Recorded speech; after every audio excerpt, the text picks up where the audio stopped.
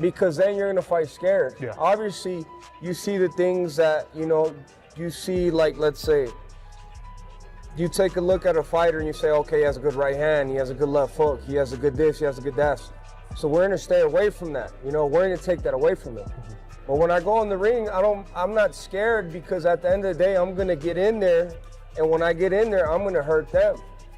So it's not about being scared. You have to take that out. Obviously, you're gonna take some punches, this and that, but I think the fighters should be way more scared of me being in there with them than them being in there with me. You know, he's a great fighter, but you know, if he wants to stay in the cruiserweight division, why wouldn't we fight? You know, I believe I'm the best cruiserweight. You know, and I've proved it many times. So, you know, I'm ranked #1. Why wouldn't he want to fight? It is pretty frustrating, but you know, it is what it is. We sort of keep training and wait for these opportunities to come, man. They're obviously ducking.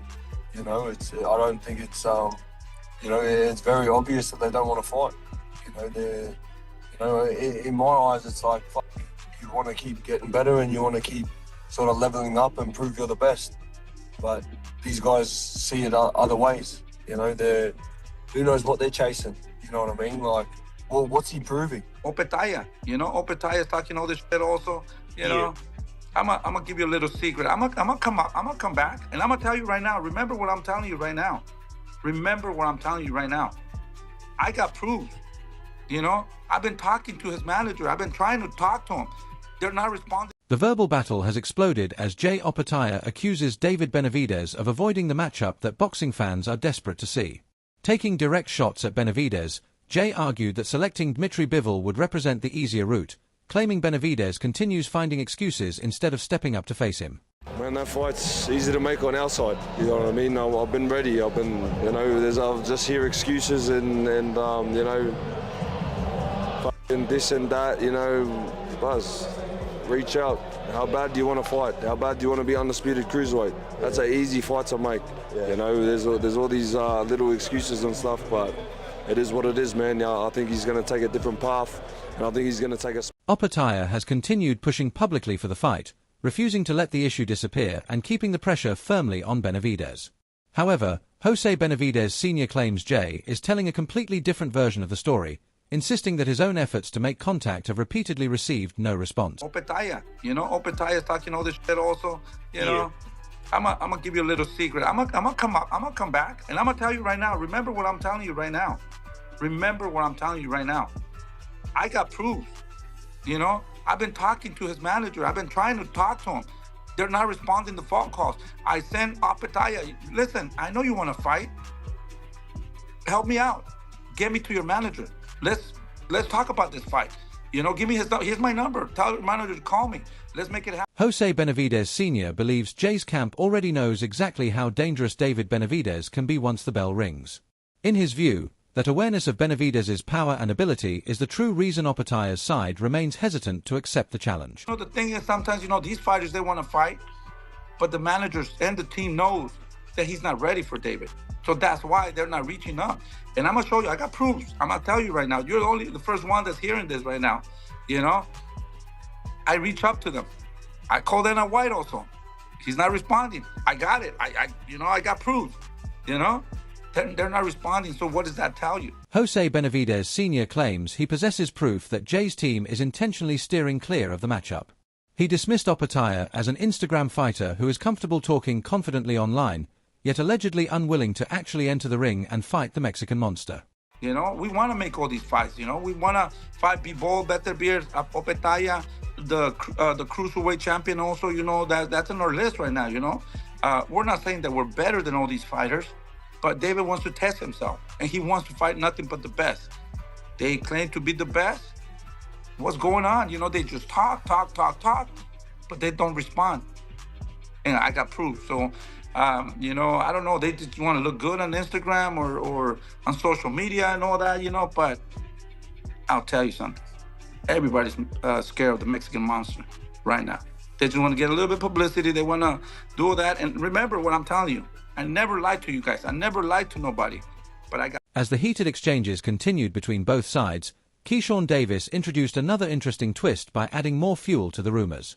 He hinted that a major opponent could potentially already be positioned to challenge Benavidez at the 196 pounds limit. If it ain't Canelo. It's somebody. It's definitely somebody. I forgot the dude's name, but it's definitely somebody on the table. I think it's a 196, right? Yeah. 196 champion. So he It's a going champion for a at champion. 196. Yeah, for sure. Yeah. But I would love to see him fight Bivol or Better Beef. See, Roy Jones said he need to skip all of them and go for Usyk right now. I was thinking the same. I just asked one of my homeboys that I'm like, yo, how you think he'll fight with Usyk? Because Usyk, he's a small heavyweight. Exactly. Keyshawn Davis made his stance known, arguing that Benavidez should concentrate on fights with Dmitry Bivol or Artur Beterbiev rather than rushing straight toward Alexander Usyk. Responding to Roy Jones Jr.'s idea that Benavidez should pursue the heavyweight champion, Davis questioned the need to make that leap so quickly. He believes Benavidez still has major challenges waiting within his current division. At the same time, Davis admitted that if any fighter could accomplish what nobody else has managed against Benavidez, Alexander Usyk could potentially be that man. You know He what was I a mean? cruiserweight and all of that. But at the same time, David just moved up to 196. But Bud did it.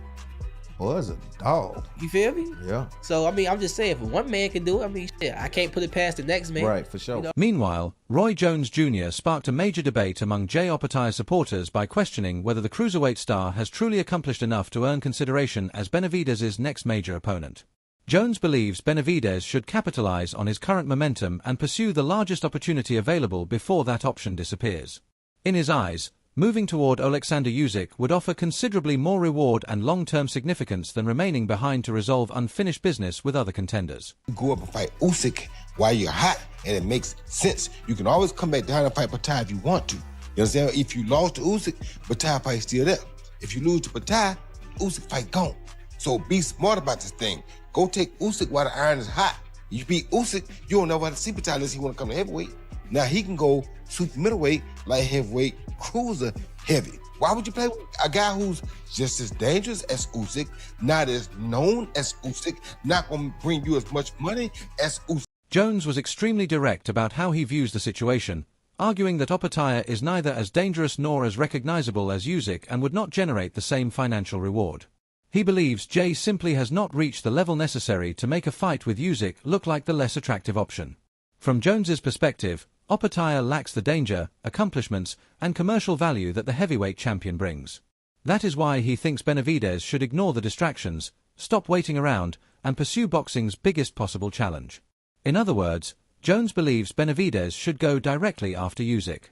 Well, you can just go straight to Usyk. That's kind of crazy. In a boxing ring with those 10-ounce gloves on, anything can happen. And that's my words to David Benavidez, because I know he listens to me. He looks up to me. He thinks a lot of me. I'm going to tell him it's okay to say, no, Opetaia, you haven't proven yourself right now. I want somebody who's proven like I am. I want Usyk. That's what he should do. Without a... Responding to Roy Jones Jr.'s proposal, Jose Benavidez Sr. revealed that following David Benavidez's impressive win over Gilberto Ramirez, his team was initially open to discussing a potential fight with Alexander Usyk. But after evaluating the situation more carefully, Jose now believes making that move would carry too much danger at this stage. He explained that stepping immediately into heavyweight would leave David facing a significant size disadvantage. While acknowledging the massive attention a fight like that would generate, Jose believes the timing is premature, although he still considers Usyk a future target. 25 pounds. Couldn't even be at 200, not even 199 or something, you know? So going up to heavyweight, that's a lot, bro, you know? Maybe like in another year or so, you know, we'll gain a little bit more weight or whatever, but that's the fight that David wants to make, you know? Because he wants to fight the dangerous fighters, you know? Usyk is one of the, that's like fighting somebody impossible, you know? So, but he's down. He wants to do it. He wants to do it. And I just told him, let's wait a little bit more. But, you know, and Roy Jones, I think it's Roy Jones, said, hey, you got to do it now. You know, The situation became even more heated when Jose Benavidez Sr. claimed Dmitry Bivol's father has predicted that his son would stop David Benavidez, a statement Jose immediately dismissed as absurd. He stressed that their side has never disrespected Bivol, but now believes the rival camp may be growing frustrated. Jose questioned why Bivol vacated his title just as negotiations for their matchup appeared to be gaining momentum. According to him, Benavidez prefers letting his performances inside the ring provide the answers, and Bivol's team must understand the level of challenge they would be facing. You know, let's make those fights happen, you know? Now the father of Bivol is saying that, you know, he's going to shut David up and this and that, and Why did you guys give the belt away? We've been trying to make that fight, you know? You just hand over the belt. We didn't want to get it like that, you know? So now, you know, we're coming for all those belts. So let's make that fight happen. If you're really serious about it and you're talking all this, you know, let's make it happen. We're not talking about Bivol. We just want to make those fights, you know? Now they're getting mad. Now they're saying this and that, you know? Let's make the fight happen, you know? Let's make it happen. Let's do it. You know, that's the fight that David wants also. Bivol, Beterbiev, and Opetaia. Jose Benavidez Sr. also rejected Jai Opetaia's argument that David is choosing the easier route by pursuing Dmitry Bivol or Artur Beterbiev. He called those accusations excuses, insisting that multiple messages have been sent to Opetaia and his team without receiving a reply. Jose accused them of hiding behind explanations instead of entering serious negotiations.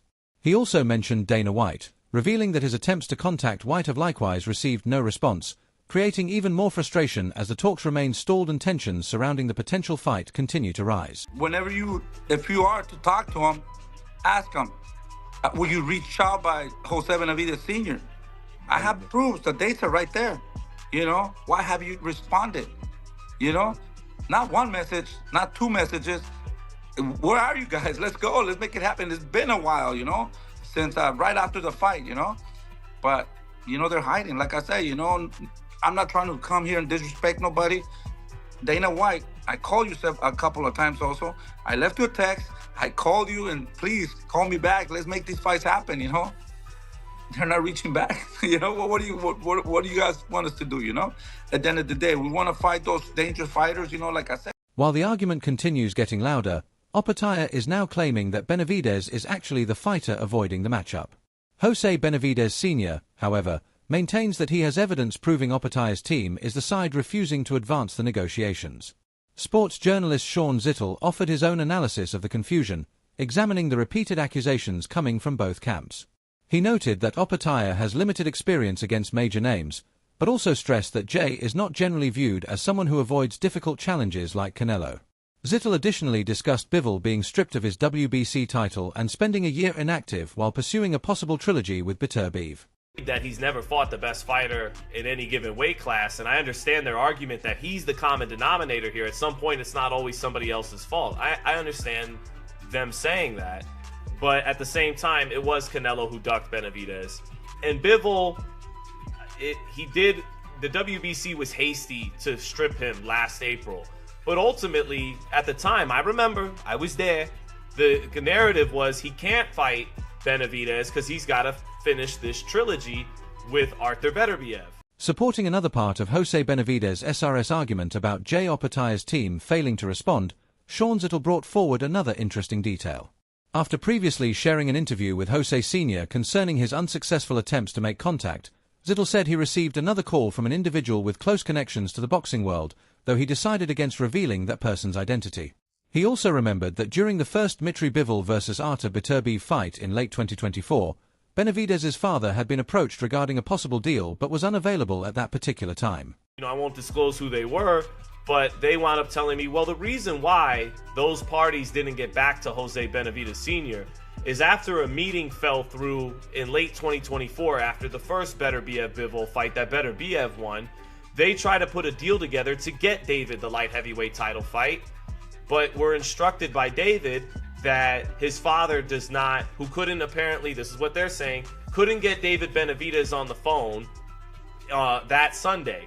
And they say it was because Jose was saying David was on a flight, he couldn't talk. The situation became even more complicated when Sean Zittel revealed further information from the conversations he had received. He said Jose Benavidez Sr. had reportedly been exploring talks with Turki Alashik about putting together a potential light heavyweight fight for David without PBC's involvement. Yet when those allegations were eventually presented directly to Jose Sr., his explanation appeared to contradict them. He insisted that PBC needed to be involved and indicated that without their participation, legal action would already have occurred, adding another layer of uncertainty to the events unfolding behind the scenes. Are saying the reason why it couldn't happen, Jose was originally wanting Turkey to cut PBC out. We're not that happy with them. We want to do this fight without them, and let's put on the fight. Jose says, no, it's the opposite. I told them PBC has to be a part of the fight or we'll get sued. And he said Harrison Whitman was there, one of the attorneys who's now working with Zuffa. And Turkey went to Harrison. He goes, is that true? Will they get sued if they try to do this fight without PBC? And he said, yeah. And that's when Jose says the opportunity to fight for the light heavyweight title was rescinded. Because Jose said if we even tried to pull a move like that, we'd end up in court. Like you see Oscar and Virgil Ortiz and everything. In the midst of all this drama, the WBC officially ordered cruiserweight champion Noel Mikhailian to defend his belt against unified champion David Benavidez in a mandatory matchup. Sean Zittel also reported that Jose Benavidez Sr. has already filed a petition with the WBC seeking mandatory status for his son against either Dmitry Bivol or Artur Beterbiev. The timing makes the situation even more fascinating because Noel Mikhailian is also the same fighter who had recently been connected to Jai Opetaia, creating another unexpected twist in an already complicated and highly heated storyline. Brings us to, so with Jose Benavidez Sr., perhaps, knowing this stuff, he's looking to petition the WBC, which he's done over the weekend, to get David a WBC cruiserweight title fight, because in Jose's words, their number 1 and 2 options are Bivol for the title and then Beterbiev if they can't get Bivol. But if they're fighting each other, then you move on to cruiserweight for the WBC belt. Now, people are saying that David Benavidez is ducking Jai Opetaia, but Jai Opetaia has had a fight lined up for a while with Noel Mikhailian. Remember, they took a picture at the inaugural Zuffa card, I believe, a face-off. As mandatory challengers continue emerging and rival camps keep exchanging accusations, the boxing situation is becoming increasingly intense with every passing day. Between official WBC orders, private petitions, and rising tension among the champions, every upcoming decision could dramatically reshape the division. Now fans are waiting to see who will accept these challenges and who will step away while the elite names continue moving around one another. If these paths eventually cross, boxing could be heading toward one of its biggest shakeups in years. Drop your prediction, hit like, subscribe to the channel, and tell us in the comments what you think happens next.